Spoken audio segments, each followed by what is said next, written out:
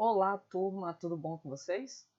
Estamos voltando aqui para mais uma aula e agora nós vamos falar sobre cálculo estequiométrico, dando continuidade aos assuntos que a gente vem trabalhando desde a semana passada.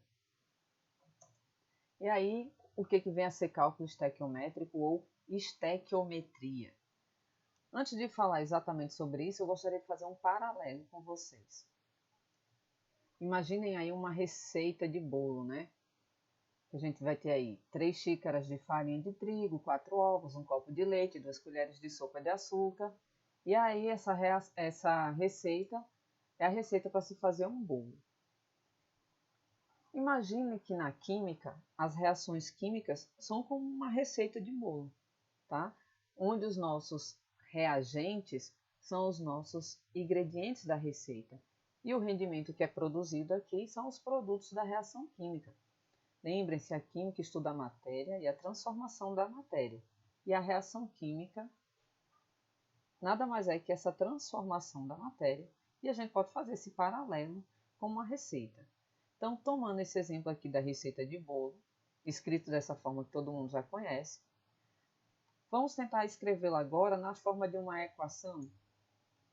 E veja que as informações são as mesmas, né? Nós temos aqui, 3 xícaras de farinha de trigo, mais 4 ovos, mais um copo de leite, mais 2 colheres de sopa de açúcar, produzindo um bolo. Vamos comparar aqui com a nossa reação química. Vejam que, antes da seta, você já sabe, nós temos os nossos reagentes, ou seja, nossos ingredientes. Nós temos também aqui os coeficientes estequiométricos, que dão a quantidade desses reagentes, ou seja, a quantidade dos ingredientes e a proporção com que eles devem reagir, a proporção com que eles devem ser misturados para a gente conseguir o nosso produto ou aqui o nosso bolo. Então, isso é um paralelo para facilitar o entendimento da equação química. Mas e aí, então, o que é que a gente vai fazer nesses cálculos estequiométricos? A estequiometria, nós vamos fazer cálculos das quantidades de reagentes e produtos das reações químicas, sempre levando em consideração as leis das reações, e a gente vai efetuar esses cálculos sempre utilizando a equação química da reação devidamente balanceada. Então, vamos pegar essa equação química aqui. N2 mais 3H2 produzindo 2NH3. O que a gente deve entender dessa equação química? Como é que a gente deve ler essa equação química? Podemos ler assim, que essa equação nos indica que uma molécula de N2 reage com 3 moléculas de H2, produzindo 2 moléculas de NH3. Podemos ainda entender isso como um mol. A gente pode falar o seguinte, que um mol de N2 reage com 3 mols de H2, produzindo 2 mols de NH3. Se quisermos trabalhar essas proporções aqui em massa, basta a gente converter essa quantidade aqui de mol para massa.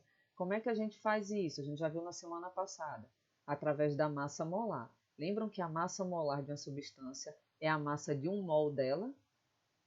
Lembram disso? Então, aqui nessa equação, a gente tem 1 mol de N2. 1 mol de N2 são 28 gramas. Aqui nós temos 3 mols de H2. A massa molar do H2 são 2 gramas. Como eu tenho 3 mols, então 3 vezes 2. A massa molar do NH3 é 17 gramas. Como eu tenho 2 mols, 2 vezes 17 gramas. Então, eu posso também dizer a proporção desses ingredientes, entre aspas, da seguinte maneira. 28 gramas de N2 reagem com 3 vezes 2 gramas de H2, produzindo 2 vezes 17 gramas de NH3. Quando estamos trabalhando com gases também, a gente pode dizer isso em litro, em volume. Posso dizer aqui que 1 litro de N2 reage com 3 litros de H2, produzindo 2 litros de NH3. Tá, a gente já sabe essas informações de proporção, mas como é que a gente faz esses cálculos na prática, professora? Vamos fazer uns exemplos. Primeiro exemplo, sempre usando essa mesma equação química aqui nessa aula. Quantos mols de NH3 são produzidos a partir de 10 mols de N2? Primeira coisa, a gente escreve aqui a equação química. E veja que eu já grafei aqui, já destaquei a quantidade das substâncias que são faladas na questão. A questão quer saber quantos mols de NH3. Então, eu já destaquei o NH3 aqui, ó, quantidade de NH3. São produzidos a partir de 10 mols de N2. Já destaquei N2. Então, eu vou fazer uma regra de 3 para ver a proporção entre as quantidades de N2 e de NH3. Então, olhando para a equação química, qual é a proporção, qual é a relação da quantidade entre eles dois? Que 1 mol de N2 produz 2 mols de NH3.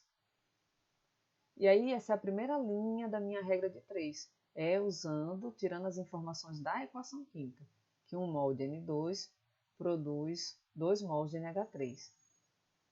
Então, ó, vamos voltar para a questão para fazer a segunda linha da regra de 3. Então, 10 mols de N2 vai produzir quantos mols de NH3? Ó, chamei de X aqui. E aí a gente está com a regra de 3 formada. O que é que a gente faz agora? Meios por extremos. Fazendo aqui meios por extremos, a gente vai ter que 1 vezes x é igual a 2 vezes 10. Reorganizando, nós temos que x é igual a 20 mols de NH3. Ou seja, 10 mols de N2 conseguem produzir 20 mols de NH3. Vamos para mais um exemplo, só que agora em massa. Qual a massa de NH3 em gramas produzida a partir de 10 gramas de N2? Então, primeira coisa, sempre escreve aqui a equação química. Já está destacada as duas substâncias que vão ser trabalhadas, aqui NH3 e N2. Só que agora ele quer em gramas. Então, e ele deu também o dado em massa. A gente já sabe que 1 mol de N2 produz 2 mols de NH3. Quanto que pesa 1 mol de N2? 28 gramas, é só calcular a massa molar. Então, estou escrevendo essa mesma informação aqui, dessa primeira linha, só que em massa. Então, 1 mol de N2 são 28 gramas. Então, 28 gramas de N2 produzem 2 mols de NH3. Cada mol pesa 17 gramas. Então, 2 vezes 17 gramas de NH3. E aí, a gente tem a primeira linha da regra de 3. Segunda linha, as informações da questão. Então, 10 gramas de N2 vai produzir X gramas de NH3. Já temos a regra de 3 formada. Precisamos agora fazer o quê? Meios por extremos. Então, fazendo meios por extremos, nós temos aqui 28 vezes x vai ser igual a 10 vezes 2 vezes 17. Resolvendo essa equação, nós encontramos 12,14 gramas de NH3. Ou seja, 10 gramas de N2 conseguem produzir 12,14 gramas de NH3. Tá, já exemplifiquei tanto com o número de mol como com massa.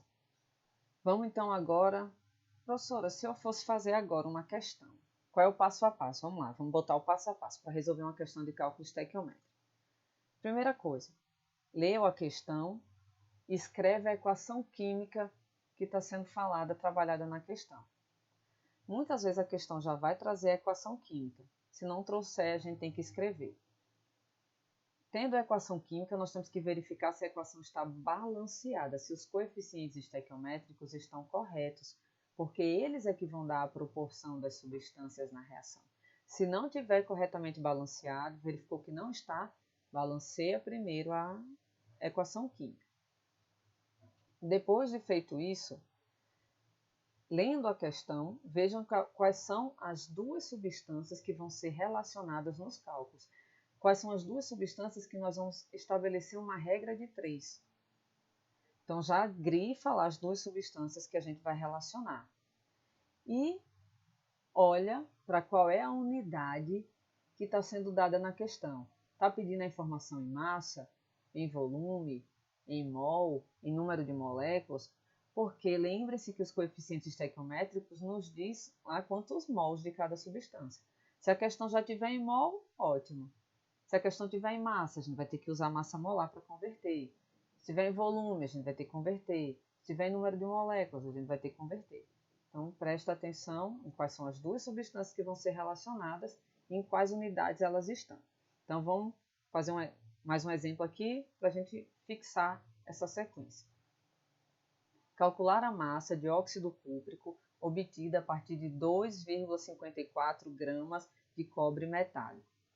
Então, a gente já sabe que tem que escrever a equação química e balanceada. Então, está aqui a equação química. 2 mols de cobre reagem com 1 mol de gás oxigênio, produzindo 2 mols de óxido cúprico.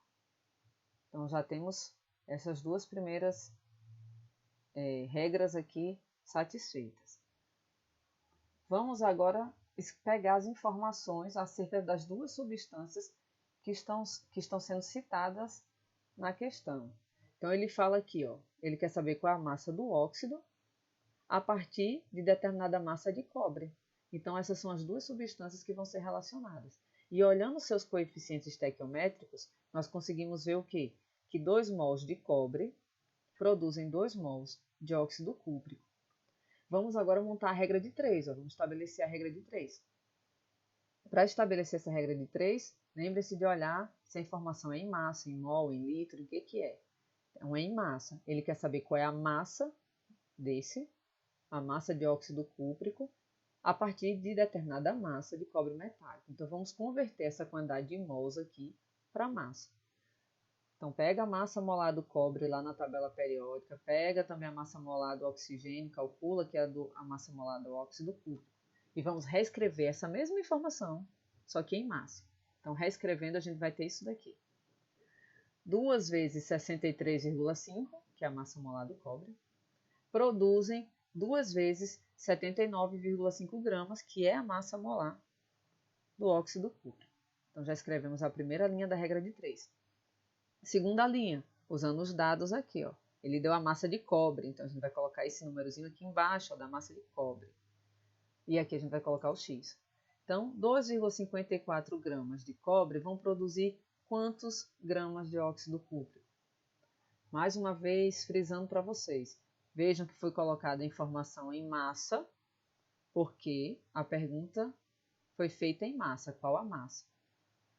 Os dados aqui foram colocados em massa, porque o dado foi dado em massa. A informação aqui foi dada em massa.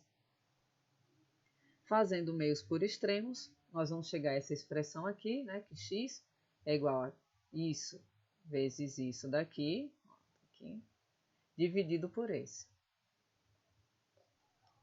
Efetuando esses cálculos, nós encontramos então que x é igual a 3,18 gramas de óxido cúprico, ou seja, 2,54 gramas de cobre metálico, conseguem produzir 3,18 gramas de óxido cúprico. Espero que vocês tenham conseguido compreender bem essas regras. Vocês têm que exercitar. Estequiometria não tem outro segredo. É fazer questão e fazer questão. E seguir sempre essa sequência lógica aqui. Faz sempre essa sequência, essas regrinhas. Atenção aos cálculos para não errar a parte matemática da questão, que vai dar certo. Como falei para vocês, atentem às unidades. Então, eu coloquei essa imagem aqui, tanto está no slide como está disponível lá no Instagram. É só um esqueminha mostrando como é que a gente converte a quantidade em mol, né, que o coeficiente estequiométrico mostra a quantidade de mol. Então, como transformar isso para massa, para volume ou para número de partículas.